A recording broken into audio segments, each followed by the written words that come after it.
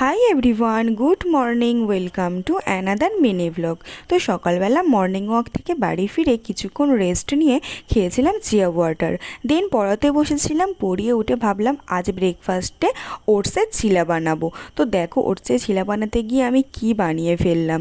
চিলা তো আর হলোই না, ওটসের ভুজিয়া বানিয়ে ফেললাম। তো কি হয়েছে, এটাই ব্রেকফাস্টে খেয়েছিলাম, খেতে কিন্তু ভালোই লেগেছিল, টেস্টটা খারাপ নয়। তো এটা দিয়েই ব্রেকফাস্ট কমপ্লিট করলাম। দেন চলে এলাম আমার রুমটাকে ক্লিন করতে।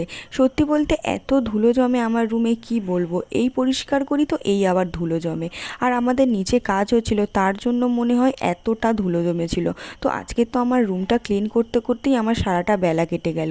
আর রাস্তার ধারে বাড়ি হলে মনে হয় একটু বেশিই ধুলো জমে। তারপরে তো স্নান করে ফ্রেশ হয়ে নিয়েছিলাম। আমার সারাদিনে যত কাজই থাকুক না কেন, সব কাজ সেরে আমাকে তো এই কাজটা করতেই হবে। তো পুজোটা দিয়ে নিলাম, দেন চলে এলাম লাঞ্চ করতে। আজ তো লাঞ্চে একদম সিম্পল মেনু। আজ লাঞ্চে ছিল ভাত, চুক্তি ফুল দিয়ে আলু ভাজা আর মাছের তরকারি। দেন বিকালবেলা খেয়েছিলাম বেলের শরবত। বেলের শরবতের সাথে আমি কিন্তু টক দই মিশিয়ে খাই। তোমরা যদি কেউ না খেয়ে থাকো তো খেয়ে দেখো, এর টেস্ট কিন্তু দ্বিগুণ হয়ে যায়। দেন সারাদিন তো বাবান সোনার সঙ্গে তেমন দেখাই হয়নি, তাই ওর সাথে একটু টাইম স্পেন্ড করছিলাম। তো আজ ভিডিওটি এই পর্যন্ত। বাই বাই সবাইকে।